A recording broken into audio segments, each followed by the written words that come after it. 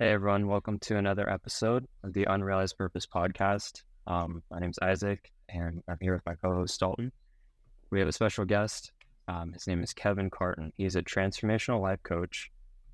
He's been doing this for how many years now? Is it? 6 years that I've been running my own business, but I'd say I've been in the industry for almost 10. I worked for my mentor's company for about 3 years, so it's been a journey. Wow. So about 9 years in the making, sort of thing. Yes. Wow. That's consistency, man. It's really awesome.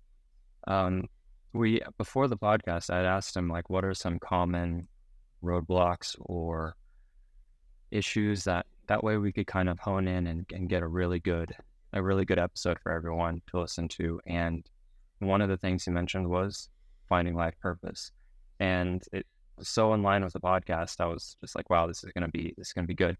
So the topic of today's episode is finding life purpose, exploring that, and just life purpose in general. But to start off the episode, could you speak to us a bit about like why this topic is so common for you to run into? It's a good question. Because when you say like why it's so common, that I may not be the expert on, or this may not be the end all be all answer, but I think, and I'm curious if you guys agree. So Dalton, Isaac, if you've experienced this, but over the last few years, shit's changed a lot, like a lot in our world. And I think that sparks an awakening for us just as humans.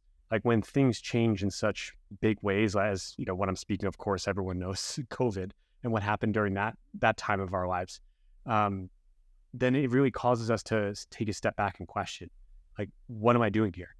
Like, yes, I'm a human, right? Been living for however many decades, but like, why? Why am I here? And I think that question I've pondered for a long time, but it wasn't until someone asked me that or introduced that whole idea to me that I start to really question it and be like, oh yeah, why am I here? In other words, like, what is my purpose? And I think that's an existential question, or can be an existential question that is at really the core of all of our hearts. But I guess that to answer like why it's so common, I think it's just human nature. It's like we're curious. We want to know why for many things, but especially about our whole overall life. Like, why? What are we doing here? Oh, why? Because I host a podcast called Science and Spirituality, so I like to bring both of those things together. On the science side of this is like we've been, at least if you accept the Big Bang Theory, then we've been around, or at least our universe has been around for billions of years. It's like, well, what are we doing here at this current state right now? And then on top of that, like we live on a floating rock that's hurtling through space. Okay, why? Again, why are we here? So anyway, I think it's just common. I think it is just like a deep, innate yearning for us to know, just as humans. Yeah, for sure. I mean, I grew up in a religious background, so like life purpose was kind of always just like part of the teaching. I feel like you're born and then this is your purpose. But I think for me it was really just like asking myself like on a deeper level. I mean, that was just it was pretty it was necessary, I guess, to kind of start to ask more questions. But before we dive into this a little bit more, could you give us a short like just bio on yourself, like what was this journey like for you to actually get into coaching and helping other people? Sure. Yeah, I'd be happy to share. So like I mentioned, it's been 9 years. Before I even considered or even had an idea of like, well, what a coach is, or even considering it as a profession, I was in school to get my doctorate in pharmacy. So that's where the science side of me comes from, is that I chose that career path because I wanted to help people, and I loved science in school. And so to combine the two, seemed pharmacy was great. Sounds like a great idea. And I did go to school for that. I was on my path to get a doctorate. It was a 6-year-long path. 4 years into it, I started to really get more understanding of what the industry of pharmacy is as big pharma. And I started to work at a community pharmacy, started to see, I guess you can call them patients, I don't know. But I was just like the pharmacy tech. Like I was just taking payments and dispensing pills that the pharmacist actually like put together. And I started to see just the same people coming back again and again and again for the same issue. And I started to feel like I was losing my purpose because I didn't agree with the whole industry. It seemed like we were just treating symptoms rather than the underlying cause of people's challenges or the illnesses, whatever they were dealing with physically or even mentally. And so it took me a while to decide to leave, but that was kind of the climax moment of me opening up to consider like, well, what else? Like, what again? Why am I here? What am I here for? What is my purpose?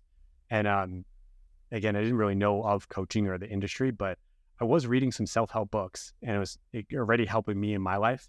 And so I got connected with my mentor and started learning from her. Started investing in coaching programs with her, and it changed my life so quickly that within a year after I left my pharmacy career, I got a job in a completely different industry as a content developer. As I mentioned, I think I mentioned that I worked for my mentor's company. And so that was a year after I started studying with her that a lot of different synchronistic opportunities started to pop up. And I got a job as a content developer. And that started me in this whole industry. And that 3 years after that, I was like, I'm making an impact for sure. Because I was doing things like writing ebooks. I was editing videos. I was doing research for helping her with her presentations and helping her clients.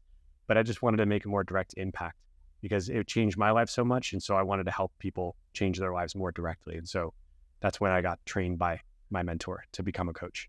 So that's like the very, very short version of it, because that was some years in the making, of course. Who was your mentor, by the way? Her name is Mary Morrissey. She's a little less known figure in the personal development field, but she's been around as studying for over 50 years, teaching for over 40. If you guys are familiar with Bob Proctor, she was close friends with him. They would talk like multiple times a week before he passed away, of course, but they were friends for like 25 years or so. So yeah, Mary's not very well known, but she's very well connected. Like Wayne Dyer as well, she was close friends with. Trying to think of who else. Jack Canfield, she's close friends with. Name a name, she probably knows them. But yeah, she's been around for a while. You had mentioned you were like dispensing pills, and you were like, this is not actually helping the root cause of it. Yep. Yeah, I mean, it'd be interesting to learn a little bit more about like what, instead of taking things at face value and being like, this is the social norm, everyone has to be on pills.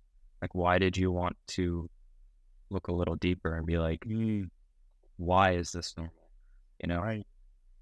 Oh, great question. I've actually never gotten that asked before, because usually we go straight forward to like the rest of the story that I've had. But yeah, it's a good question. I think, it's funny. It's a kind of a roundabout way, but I was just accepting the complete norm of everything. Like, again, I was enjoying my time in learning about pharmacy and because I love the science of things.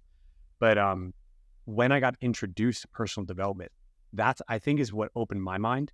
Like the first book I ever read in personal development material, or self-help, some people call it, was Think and Grow Rich by Napoleon Hill. And it was just a friend who recommended it to me. And I was like, that sounds cool. Like I was, I think 19, 20 when I was introduced to this idea. So I was like, I want to be rich. Let's do it. So Think and Grow Rich, that sounds great. So I started studying that. And that was like in my third year, because I left in my fourth year of pharmacy school. So it was some time, like several months, over a year, that I was starting to research, just read into like personal development. And I think that was just starting to expand my mind and started to just think differently, and then to therefore question things. And that's when I started to question like the industry I was in. I think it was also an influence from my brother, who I co-host my podcast with. His name is Chris, and he was really getting into holistic healing, or like just healthy lifestyle living. It was mainly starting off with nutrition, but it expanded beyond that. Like he's now he got his doctorate in acupuncture and traditional Chinese medicine. So he kind of started opening me up to like just a more natural approach to health as well. So I think it was the two things coming together, like hearing what he was learning and how that is completely opposite for the Western medicine and pharmacy. And then on top of that, like me starting to expand my mind and just question things in general in my life. Yeah. Okay. So you had that outside influence that was less about, hey, let's pop some pills to feel better. Okay. Yeah. That makes sense. one of the things I always like when we're talking about, purpose, life's purpose, is always to define those words, and not just to define them, but if somebody else has a different definition of it. But so I'd start out with what is, in your opinion, is your definition of purpose? It's a great question, Dalton. I'm glad you're asking it because you're right. There's many different viewpoints of it, and everyone could have their own definition of it for sure. My definition of purpose is that it's the reason that we were born. It sounds simple, right? But that has a lot of implications to it. It's like the reason why, another term I would use, it's not just that, like the reason why we're born. I believe we chose to be here at this time in human history. Because I personally believe that we are all spiritual beings, or souls, and we are having this human experience. Have you guys ever heard of, not maybe you've heard of at least, but or maybe even seen, there's a Disney movie called Soul. Y'all seen that or heard of it? I heard of it. I haven't watched it. Okay. I haven't watched How about you, Dalton? I don't think I might have heard of it, but I definitely haven't seen it. Okay, so. sure. I mean, it's actually a kid's movie, but it's a really, really beautiful rendition of what many different traditions and religions speak about, that we're more than this physical being, that we're something more. And literally their term in the movie is soul. Many people refer to it as soul, but could be spirit, could be higher self. Some people call it your authentic self, things like that. But anyway, that literal Disney movie is about that idea of that we are souls and we incarnate into this human experience. So anyway, getting back to the point, I believe a definition of purpose is it's why we chose to be here, to incarnate into this human experience. Because I believe that we as souls chose to be here at this time in human history for some reason. And there's many different ways that then spouts out of that idea of like, why are we here? But I believe purpose is the reason we chose to be here. It's to make some impact, to give some gift, to speak some truth, to make some difference in the world, whether that's person to person or just on a global scale, or even an individual scale. Like, I don't think purpose has to deal with just like, all right, what are you doing for work? Like, I find there are people who are mothers and fathers that's their purpose. They feel their purpose is to give their children a really amazing upbringing. I mean, you can technically call that work, right? Like, I've known parents who are like, this is a full-time job, but see, like, it doesn't have to be like specifically like directed and like career focused. It's just overarching, like, Right. Why are we here?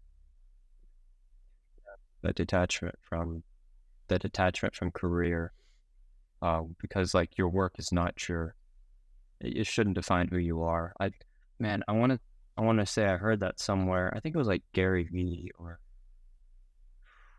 it's like Jim Quick maybe, or anyway, they were asked the question about like what do you do? And it's like, well, there's your job, and then there's actually what you're doing, like, and I think there's definitely the we have to separate the two for sure. It's easy to be like, well, this is me, this is what I do, box myself in, but in reality we should not combine all of it together. On your definition of purpose, so born with a purpose, do you believe that we set out our own purposes, or do you believe that greater beings give us purposes? Obviously other people try to give us purposes as well, Right. So there's all kinds of different things there, and then and I'm sure you've experienced this quite a bit, of other people trying to give you purposes that you've chosen, to purposes that you've felt called to.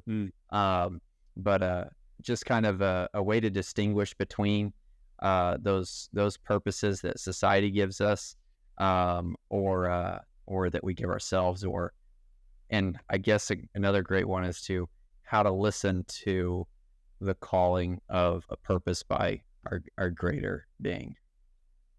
That is a loaded question. You asked a lot. I know it's a loaded question. Yeah, no, but it's that not really in my mind after that. Right. And I think Go ahead. you're asking is first and foremost, like, where does purpose come from? Is it something that we give ourselves? Is it something from a higher being? we definitely get influenced by others because others have like an agenda or a purpose, like, yeah, you should do this. So we'll get to that. But in my belief, there is one being, one power, one presence, one life. We call it God. You can call it spirit. You can call it the infinite. You can call it the universe.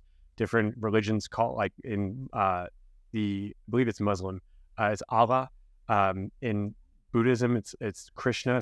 And heck, even in Christianity, some people refer to this power as Jesus. But there is one power, one presence, one life, many names, one thing, one beingness. So I believe that power gives us our purpose. And so it's an intimate connection because we have an intimate connection with the infinite or God or spirit, at least in my belief. And so it comes through in our human experience as what seems like what we would love or what we feel called to do, like you said, Dalton. Like, I think that's a good way of starting to check in with, well, what do I feel my purpose is? It's like, well, what do I feel called to? And in my experience, because there's many different ways of breaking this up or looking at it, what it means, like you feel called to it, is it means that there is an uptick in your energy. Like you feel better, or you feel more expanded. There's many different words we can put to that. Like my root word that I use is you feel more love, because love is an expansive energy. And yes, many of us like experience love as like in a romantic experience or like with a friendship and all, but love comes through as, for me, it's like I love to do something. It's like, again, it's an expansive energy, but you can call it joy. If you feel like you're more joyful in some experience, doing something, like that's definitely connected to your purpose. There's another word some people sometimes use around purpose. Yes. I forget who says this, but maybe Ram Dass, but follow your bliss, some people say. So all different ways of putting this, that it's like you're leaning into the things that give you life. Maybe that's another great way of like foundationalizing this. It's like simple thing is like, that's what's the calling that gives you life. It's like it expands your energy. It lights your eyes up. You feel better when you're doing said thing or afterward, or it's just, there's a feeling to it. So that's how I know in my experience. But you're right, Dalton, to answer all of those things you just asked, we do get influenced by others, right? Like, and I think that, this might open up a whole nother can of worms, but we all have programming, as in we all have all absorbed messages that move into our subconscious mind, and then it becomes more of just a way of life from society. And that's from our parents or whoever raised us. It's from our siblings. It's from our teachers. It's from our friends. It's from our overtime coworkers. It's from literally the world at large. There's messages that we've been given, and then we unconsciously accept, and then we just live that out because it's a subconscious pattern or programming. And so we've definitely all been given an idea of like what, purpose might be, or like, oh, I should be doing this, X, Y, Z. But if it doesn't feel life-giving, that's a good signal that it was maybe given to you by someone else.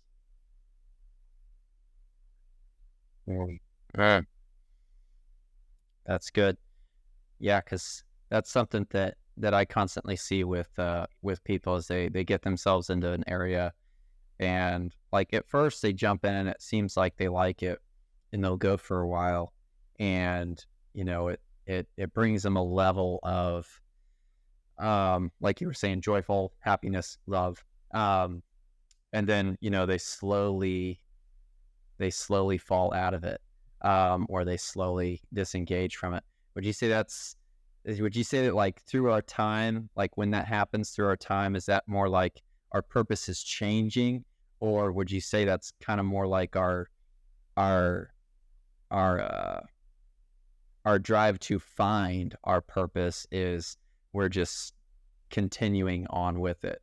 So we found that doesn't work and we're just moving on to the next thing. Exactly. Kinda. And I'm glad you're using the word you just used of like, is it a process of finding the purpose? Because I like to actually say it a different way. Because in my experience over the years of learning, first and foremost, discovering my purpose, I have discovered that it's not a finding out process. It's a refining process. Like you start to refine yourself more and more to understand like what does give me the most life. But you're right. Like what you're speaking to is like that navigation to discover it. Because I'll give you an example, because a lot of the things we're saying is like, how do we ground this into to an actual experience? I taught yoga for about 2-3 years along this process of me discovering my purpose as a coach and doing this work of helping people become more conscious and more awake to then living their purpose. But I got trained as a yoga teacher, and I taught yoga about 3 times a week in New York for about 3 years, 2 to 3 years. And that was a great step along the way, but it wasn't like, it wasn't my purpose because over time, like I started to lose that feeling. But it was, like I mentioned, a refining process because there was aspects of me teaching yoga that was aligned with my purpose. And so, yes, I was leaning into that, taking those steps, figuring it out if it was for me. And I did enjoy it to some degree. Like you said, it's like some people have that, but then it fizzles out. I don't think it was because it wasn't part of my purpose. It just wasn't the more specific or refined way in which I like to deliver on that purpose, which is more of what I do now as a coach. But there are definitely aspects of me teaching yoga that aligned with that because it was helping people. I was teaching, and it was definitely outside of a Western kind of medicine approach of like, treat the symptom, not the underlying cause. Like yoga really does help in the more internal, mental, emotional, as well as physical ways of living a healthy life. So that aligned, but it was more of a discovery for me is that, oh, what I really like about yoga is the teaching. Because I noticed over time, like the reason why I left is because I started to get kind of lazy about me creating a flow for my students. Like I would prepare it like just the night before or the day of. And I kind of felt like over time I was like, I'm not doing it justice. Like in the beginning, the first year or two, like I would take a weekend and like think through like what would be a really good flow? Like what would I want to really help people in moving through in their body? Like I was much more engaged, and that just changed over time. And I think it was because my interest in becoming a coach started to spark and grow. So you could see it's not so much a finding, although I guess you could define it as such, but I like to call it a discovery process because each step you take, even if it might not be the exact alignment for you and your purpose, it still is like a breadcrumb along the way or a piece of the puzzle that does fit.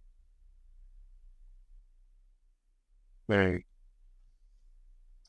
That is interesting. That journey. Yeah, it's more of a journey rather than an aha moment. Maybe some people do have aha moments. I don't know.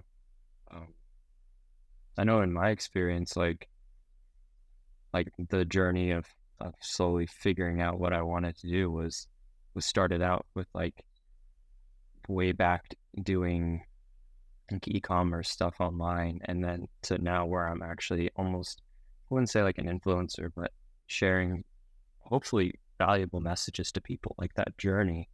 And I'm excited to see what the next step is, of course, but like just get started, and then you'll, like you had mentioned, like you'll find those little bits of yeah, I don't know. It's a refining process. Yeah, it's just trying to work through this in my head, I guess. Mm. And I want to just add something to what you just said, Isaac, is that it is a journey. And even though I notice, I'm very aware that when I speak about these topics or this specific kind of topic and share my stories and all, it seems like it's like, yep, I'm living my purpose. I know exactly what it is. Yes, and there's still a journey for me. Like I personally believe that we wouldn't be alive anymore if our purpose wasn't fully fulfilled. Right? Let me make sure I said that right, because I believe that we're alive. Remember, going back to the root definition of purpose is that it's why we're here. It's something to do. It's like why we came into this human experience. And so if we're still living, that means that there's more of the purpose to not only discover, but then fulfill and live into. So like, it's still a refining process. I think it just gets more just fine-tuned over time. But especially in the beginning, it can seem like this back and forth, but I don't think that actually ever ends. And personally, I don't think I want it to end, because that's the fun, the joy in life, right? It's like you discovering more of something that you hadn't known before. And sure, along the way, maybe there are the aha moments, but I think it really is more of a journey. And just over time, it gets easier because again, you're getting more refined into what is your purpose. Yeah. I'm curious, like, what is your process for like helping people to recognize those signals? Good question. I like to start in a very simple way, but this kind of way of simplifying the process can be used all throughout life. I learned this from my mentor, and funny enough, out of any event, any coaching, any program that I'm in with her, she still talks about it. She's in her 70s. So I don't think that's what I was mentioning. It doesn't end. And this is a simple tool you can come back to again and again and again. And it's simply looking at in your life where you feel any longings and where you notice any discontents. So let's define this. So anything you long for. So what your longings are is that yearning for something more, for some change, for something you want to give. Like it's something like literally it's the title of your podcast, Unrealized Purpose. Like that's a feeling, right? It's like that there is a longing to do something that I've not done yet, or give something I haven't given yet, or speak something, share something I haven't spoken or shared yet. So that's the longing, and like it pulls us forward. But then the discontent is also an equal signal of insight. So discontent is where the pain is ultimately, where things are not working, you don't feel good. There's maybe like a feeling of constriction, or you feel hemmed in, or you're just not happy. Like there's those aspects of your life where you're discontent about. Both of those signals are really powerful to help you in discovering more of your purpose. Because remember, like what we defined, at least in my experience, that purpose is that feeling, or how do you know like you're actually like on the track? It's like that you feel more expanded. So that's you actually fulfilling the longing. And then the opposite of any discontent is that same feeling of expansion. So discontents and longings are really good signals. And in our human experience, we will always have longings and discontents. That's the nature of being human. Like we want to grow, we want to change, we want to discover more. And so those two signals are really great. Would you say that like when, just in your experience, you deal with a lot more people than I do, but would you say that when people like acknowledge that there's a greater being, that they have a lot more momentum, I guess, to finding their purpose? Would you say when they come across like, hey, there is like a creator or there is a greater being, would you say that really just pulses them into discovering their purpose and going through that process quicker? Absolutely. Yeah, I was a little bit to say amen. Absolutely, yes. Because as I mentioned, I personally believe that we've been given our purpose from this creator, this being, God. And so when we actually start to form a deeper relationship with that power, then absolutely that's going to propel our process.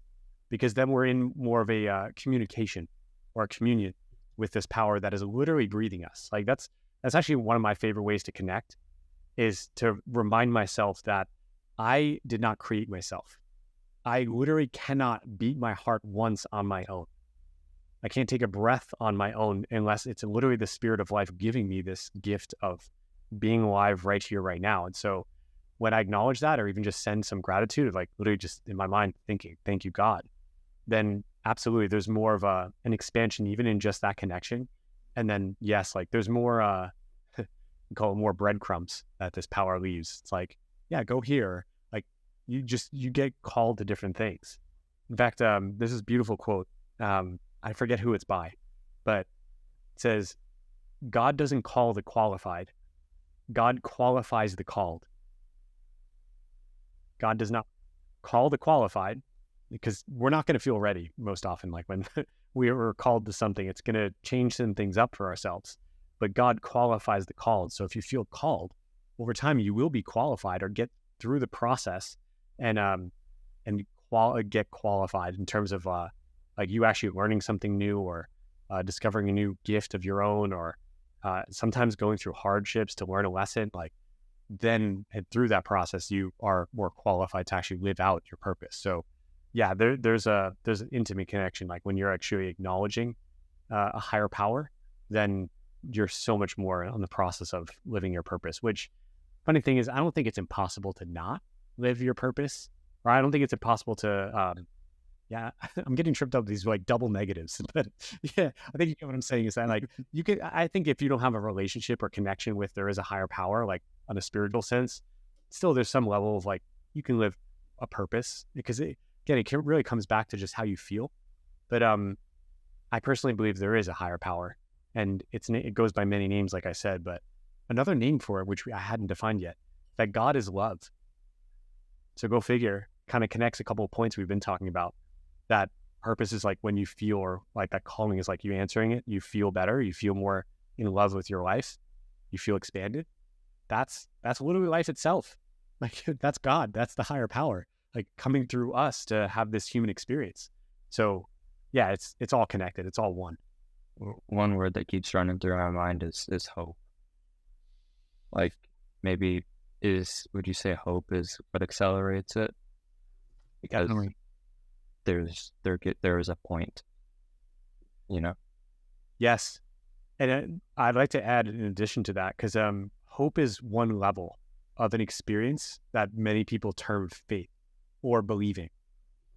And that could be believing in this higher power, but it could be believing in yourself, could be believing in a dream, a goal. That word belief actually translates to faith. And faith is like a next step up beyond hope. Because hope is like, in fact, this is actually comes from a quote from Jim Carrey. He gave the Canadian actor, he's very spiritual, and he gave a commencement address in 2014 to a graduating body at a university. Might have been his alma mater, but I watched that. It's a fantastic talk. It's like 20 minutes. He speaks about the difference between hope and faith. He says, hope is a beggar. Hope tries to walk through the fire, whereas faith leaps over the fire. So I love that, and I think it's exactly it. Like they're very similar, but hope is like it gets you started, it gets you going. But faith is where like, yes, it's hope like on steroids, maybe we can call it. That literally just came to me. I've never said that, but it is hope, but it's just more amplified. It's like there's a deeper sense of like, yep, there's something for me, and not just like, oh, I hope anymore. It's like I know it, I believe it. I may not be living it or know it yet, but I know there is something for me. I know purpose. There is a purpose for my life. I like that. This is good, guys. Keep it coming. The questions, if you got any more. But yeah, I appreciate your questions. Yeah. There's a couple of things I've not actually gotten asked before, so this is really robust. I appreciate it. Yeah. I guess it comes from talking about purpose on the last 7 months, you know. So righty, everything aligned just for this episode. One of the questions I have here is like, do you have any exercises or practices you recommend for self-reflection, introspection? Yeah. Definitely. Yes. And I'd be open, if you guys are open to it, I can walk you through a process right now. Yeah. Interested? Okay. Sure. So, and this, for anyone listening, so your listeners, I'd recommend you closing your eyes, but you guys don't have to, especially since to, be more engaged here. Because you could do this with your eyes open, but sometimes it helps to turn the outer sense of sight off so that you can amplify or turn up the inner sense of awareness or self-reflection. So I'd invite you to just start by noticing your body. Just notice your body in your seat. Maybe noticing the parts of your body where you're touching the seat. Noticing where, your clothes are touching your skin. Just notice your body. Now notice a particular part of your body. Start noticing the bottoms of your feet. Whether you're cross-legged, you're having planks on the floor. Heck, maybe someone listening to this is laying down, but still just notice the bottoms of your feet. And then start to allow that awareness, the noticing, to rise up. So noticing your ankles, noticing your calves, noticing your shins, notice your knees, notice your left thigh, your right thigh, notice your bottom, notice your pelvis, notice your lower back, your belly, notice the sides of your torso, Notice your heart space, the back of your heart, your shoulder blades. Notice your left shoulder, your right shoulder. Allow your awareness to pour down your arms. So noticing your biceps, triceps, your elbows.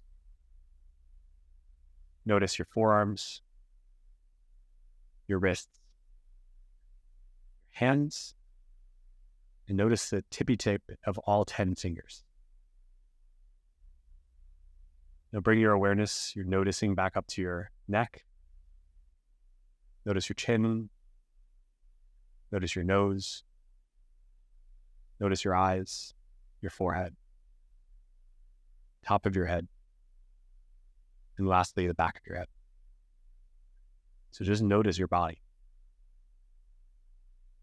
And now I invite you to go within, or a step further.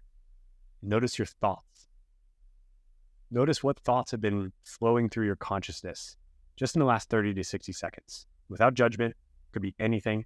Could be that you are following right along with the noticing of the body. Maybe you got distracted. I thought about something that happened in the past or what's going to happen in the future. Could be like, this is boring. Where is Kevin going? Doesn't matter the thought. Just notice the thoughts that have been going through your mind.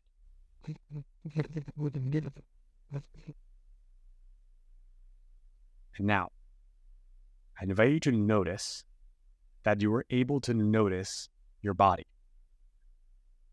Notice that you were able to go through the different parts of your body and notice those parts of your body. Notice that you were able to notice. And notice that you were able to take a reflection and look at your thoughts, to see them. Now, finally, ask yourself the question, who is it within me that can notice my body but is not my body? We say, I have a body. And if we, God forbid, lose a hand, we don't say, I lost me. We say, I lost my hand. There's possession. So who is it? Who is the possessor? And who can notice my thoughts but is not my thoughts? I could say no to a thought, accept or reject any thought that comes through my consciousness, choose thoughts. So who is it? I personally believe that that's who we really are. The spiritual being, the soul that can notice what we're noticing in this human experience. And that tool, noticing what you're noticing, is the simplified version of it, but that walking through that I just did for you, that process helps you get more connected with that state of being where you are aware of what you are aware of. And that's who we really are. And that, in my experience, has been one of the greatest exercises or tools of self-reflection, so that you're aware of those thoughts, but you're not stuck in the thoughts, or aware of the emotion, but you're not stuck in the emotion. Because in our human experience, gosh, we attach ourselves to so much where we feel like, oh, like I can't get or let go. I can't let go. Like that's a difficult thing for many people. But that tool, and again, exercises of noticing what you're noticing, it helps to connect you with who you really are so that you can move through this human experience much more gracefully. So how did that go for you guys? I'm curious.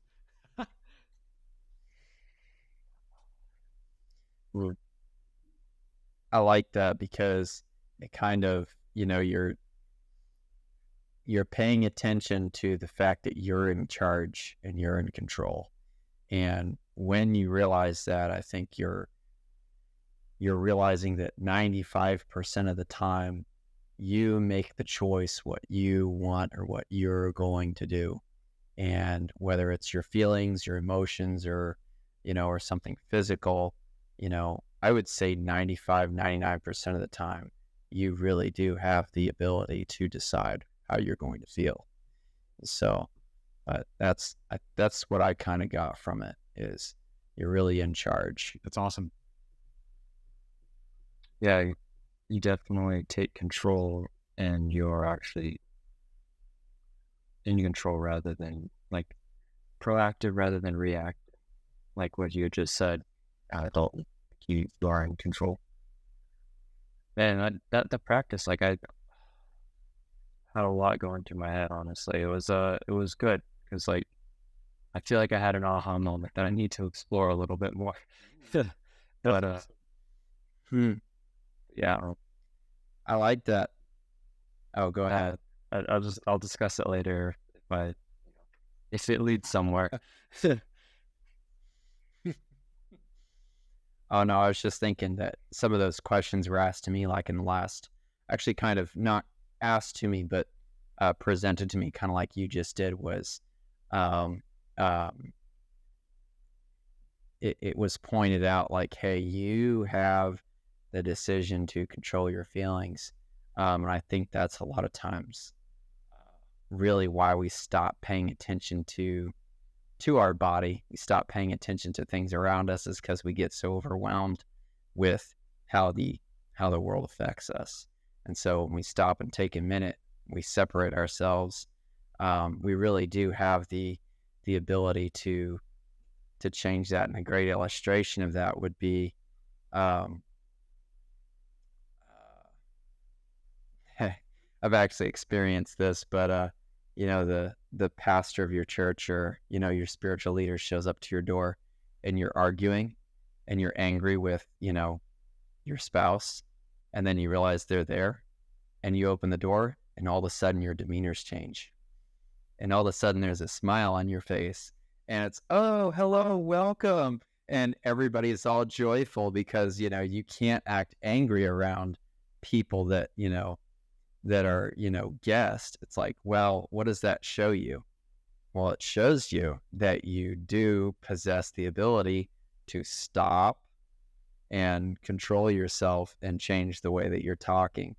And so I think that's a really good illustration, like what you kind of similar of what you just did. It's like you bring back reality. And so It's a great example.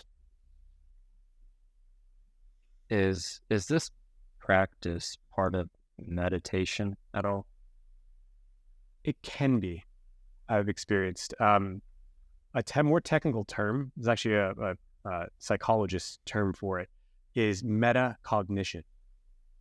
That's what it is, of being aware of what you're aware of. It's a certain level of awareness. But yeah, meditation is relatively based on that because and there's so many different forms of meditation, but out of the many different forms of meditation I've come across and practiced, it all really comes down to focusing. It's like, and the only way we can focus, whether it's on a particular object or focusing on, say, like the breath, a certain mantra, anything like that, it's giving the one pointed focus, but the only way you're able to actually focus is by noticing what you're noticing, so that when the thought train goes somewhere else and it pops off, which is very common in meditation, and that's the practice to bring it back to a center. The only way you're able to bring it back to your center or focus is by noticing what you're noticing.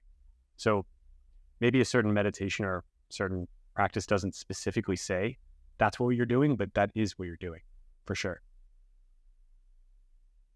Okay. Yeah, I like that. How frequently do you recommend doing that practice? I personally do it once a day, at least. As a dedicated practice. And it's part of, at least for me, I meditate about 10, 15 minutes a day. So it's maybe like 60 seconds. It's very quick.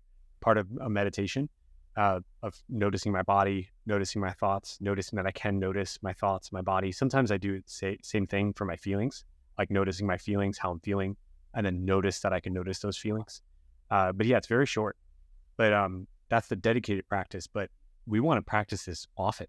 I personally believe, as in not a dedicated time where you're like sitting down and meditating and doing that practice of noticing what you're noticing, but throughout your day, like literally, like I could be noticing what I'm noticing right now as I talk with you guys. It may not be as deep or as kind of that deeper kind of reflection in a meditation, but I'll definitely notice what I'm noticing while I'm in conversation, while I'm answering an email, or while I'm on the phone call, or getting a bite to eat. You can notice what you're noticing throughout your day. And that will amplify the practice even more, because we want to be able to notice what we're noticing, especially during those times where we might be challenged, where like a difficult emotion comes up, or we get angry, or like literally the same example you gave, Dalton, is like, it's perfect. Like you want to notice what you're noticing there. Like in my relationship with my wife, like I will literally notice what I'm noticing during an argument, during a fight that we have, and like, wait a minute, I might be approaching this in not a very loving way. And so I'll correct. I'll make a shift in terms of my perception. And that only came from noticing what I'm noticing as I'm in conversation. And thankfully, that over the years, that's hasn't come as frequently. We've been together for now 5 years, but yeah, definitely in the first few years, like it was really essential to notice what I was noticing during those kinds of fights. I don't think that we would be married if I did not. I think it was like, because last week we did a breathing exercise with Prajesh, and it was kind of to get us back focused on what was going on in the present. And I think it was breathe in for 5 seconds, hold it for 7, and then let it out for 8. And do that 3 times, and maybe do it a few more times. And I think it brings you back to being present in the moment. Is that kind of what you're saying when you say notice? Definitely. Noticing? Yeah, you could use your breath. I often use my breath in a way of breathing in slowly through my nose, no particular count, but breathing in slowly through my nose and then exhaling slowly out through my mouth. That really does help in the noticing what you're noticing, but it can be different. Like we could be breathing, but only just noticing our breath, not noticing what we're noticing. Because again, that's another level of awareness. Had a question and I forgot it. It was about what you're just talking about. But what I was gonna say is like it was a realization that I had yesterday, and I've had it multiple times, honestly. But like something that I've been working on over the last few days is just being more present. And I think I'll definitely be trying this noticing what you're noticing practice throughout the week, because I get in the habit of being 10 steps ahead when in reality I should be more present, you know? So I'll definitely be trying this. I really like that. Are there any books or resources or just communities you recommend or further exploration? Obviously, there's you, and you've been such a great help so far. But on your journey, were there any books that you just really stood out to you that you just love to share and recommend? Yeah, one in particular, especially when we're talking about noticing what you're noticing, and it could definitely help you discover more of your purpose or live it more. The Power of Now by Eckhart Tolle. It's a very powerful book on this whole idea of the present moment, staying focused here and now, and using that tool. I don't think he uses the exact terms noticing what you're noticing, but he has a practice of metacognition, and he recommends that. And that's a really, really great resource for that. The other one that came to mind is called The Untethered Soul by Michael Singer. That one's, honestly, it's like, that book is a deep dive into everything we've been talking about. Okay. Those are the two that come to mind for me right now. For those of you listening, read those 2 books. This is the second time they've been recommended on this podcast. Really? Nice. Yeah, they're in my book wish list. I need to read them, but I haven't read them. They were recommended by Matt Jadoyan. He's a mindset coach. Man, 7 months ago, and I haven't picked those up yet. But I will definitely pick those up if they're wow. Okay. What are some things that you would suggest to people that just don't work out? Advice maybe you would give for dealing with setbacks and obstacles along the way, and then I think that pretty much sum up our discussion. Yeah, I'm glad you're actually asking that, because in the process of discovery of your purpose, like there are going to be failures, mistakes, things not working out. Like disappointment might come in, discouragement, heck, even sometimes despair. There were a couple times, especially in the beginning of my business, that I considered quitting and literally thought, like, is this actually what I'm meant to be doing? So I think that's actually a part of the process. Because have you guys ever heard of the term the hero's journey? else? Yeah. So that Yeah. concept was coined by Joseph Campbell, who had studied tons and tons and tons of different stories, from real life stories to movies and books to mythology to religion. And he wrote a book called The Hero with a Thousand Faces. And that book is all about the hero's journey. And so I'm coming back to the point of why I'm mentioning this. The hero's journey, there's a few steps along the way that are, it's part of the process of achieving something, that failures, mistakes, heck, even enemies might come up. Like that kind of challenge is in the nature of a journey that is worth going on, especially purpose. So anyway, that's a great resource to really understand that it's actually not bad when those kinds of things happen, or like you're facing setbacks. So my tip, welcome them. In fact, I'm a wealth of knowledge in terms of just like books and resources. My brain is like filled with quotes. So there's another fantastic book called U Squared by Dr. Price Pritchett. And in one of the chapters is about failure. And he literally says, seek failure. And his exact quote on failure is, if you want to increase the rate of your success, double your failure. So think about that.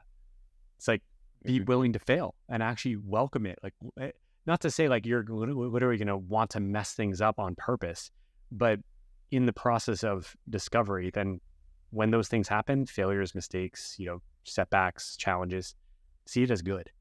It's like, that's a mindset shift. And it's challenging, to be honest. It's not easy to really allow yourself to think and perceive something as like, yes, this is good. This is good that this is happening. But that will transform everything, because then you can gain the lesson way quicker. So I think we all know that failures and mistakes, things that don't work out, you can learn from. But it's how quickly are we learning from those things to help us help propel us on our journey. Yeah, that was a huge mindset shift I had to make too. The fail, because like the best lessons I've learned have been through failure. So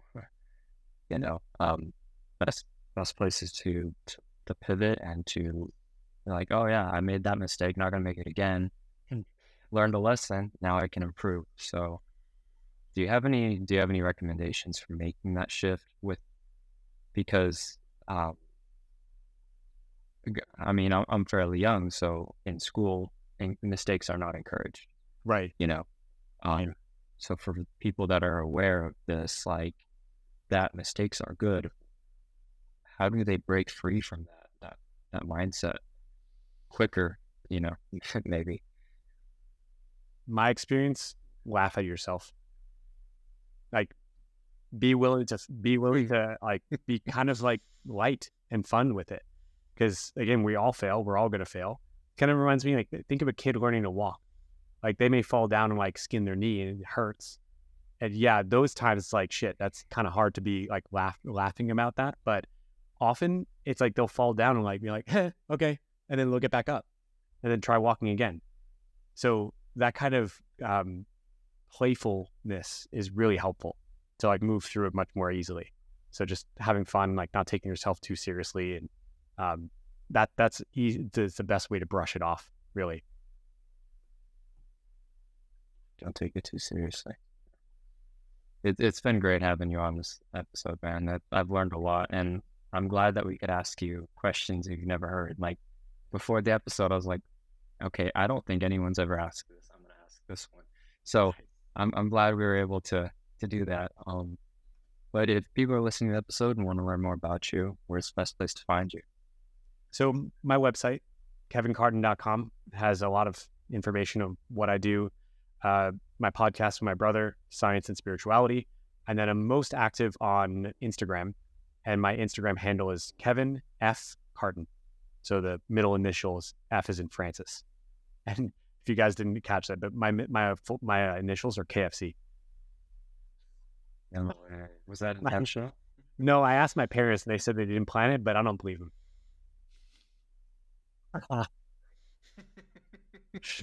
Saw an opportunity. Yep. Wow. Okay. Let's see. I'm gonna go with something to eat. All right. Well, it was good talking with you, man. And we'll see everyone next week.